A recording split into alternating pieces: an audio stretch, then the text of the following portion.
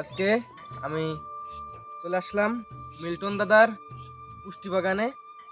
সরাসরি আমি পুষ্টি বাগানের বিভিন্ন শীতকালীন যে শাকসবজি আছে সেগুলো দেখাবো, এবং আজকে মূলত দেখাবো মিল্টন দাদার পরীক্ষামূলকভাবে যে ওলের চাষ, সেটি একদম অর্গানিক ভাবে তিনি ওলের চাষ করেছেন। একদম মানে যদি প্রথম মৌসুমে করতো তাহলে তার ফলনটা একটু ভালো পেতো, কিন্তু সে মানে সিজনের যে লাস্ট পর্যায়ে এসে লাগাইছে, ফলে এখন পরীক্ষামূলকভাবে এখন উত্তোলন করে দেখবো যে ফলন কেমন হয়েছে।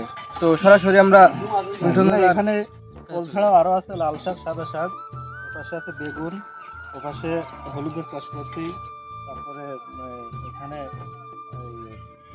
কিছু ইয়ে আছে, ঝিঙ্গে দেখা যাচ্ছে, পুল্লা। হ্যাঁ, এখন আমি আপনাদের ওল উঠানোর যে দৃশ্যটা সেটা দেখাবো।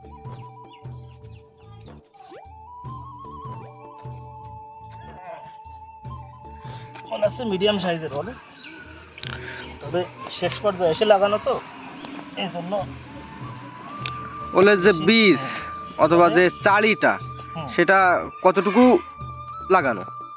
ওই 300 থেকে 350 গ্রাম এরকম। 300 থেকে 350 গ্রাম।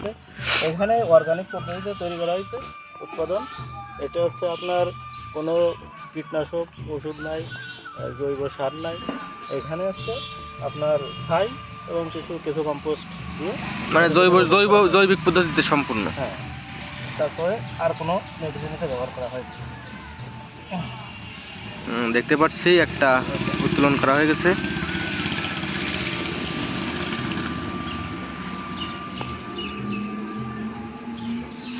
এই যে ওলের সাইজ একেবারে ঘরোয়া পরিবেশে তৈরি করা হয়েছে। এটা তো আপনার মানে প্রথম চাষ, ওল চাষের ক্ষেত্রে প্রথম আপনার। এটা হচ্ছে প্রথম আমি চাষ করছি এবং তার ফল পেয়েছি। এটা তো সম্ভবত 3 কেজি হতে পারে। আশা করা যায় 3 কেজি প্লাস। 3 কেজি প্লাস হবে। আর আগে একটা তুলছি, এই দুটো। হ্যাঁ, আর ওপাশে গত সপ্তাহে একটা তুলছিলাম, 4 থেকে 4.5 কেজি ওজন হবে। আর ওপাশে আরেকটা গাছ আছে, এটা এখনো তোলা হয়নি। এটা সম্ভবত একটু বেশি বড় হবে।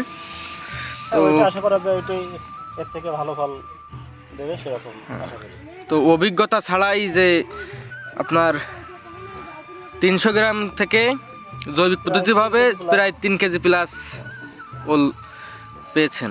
হ্যাঁ, পেয়েছি আমি পরীক্ষামূলকভাবে যেটা পেয়েছি। আশা করি আগামীতে এখানে অন্তত 50 থেকে 100 পিস।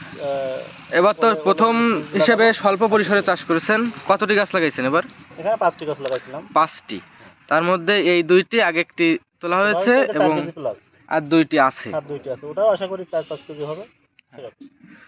তো কৃষকের উদ্দেশ্যে আপনি কিছু কি বলতে চান? এখন বর্তমান যে প্রেক্ষাপট, আমার মনে হয় এই সবজি চাষ করে আমাদের এটা মানে আমরা যেটা খাই, এটা বাইরে থেকে কিনে সার দিয়ে তৈরি করে, সেটা আসলে আমাদের স্বাস্থ্যসম্মত না। আমাদের মনে হয় যে নিজেরাই উৎপাদন করে খাওয়াই সব থেকে ভালো, এবং আশা করি যে সবাই এরকম তৈরি করবে এবং নিজেরাই উৎপাদন করে খাবে।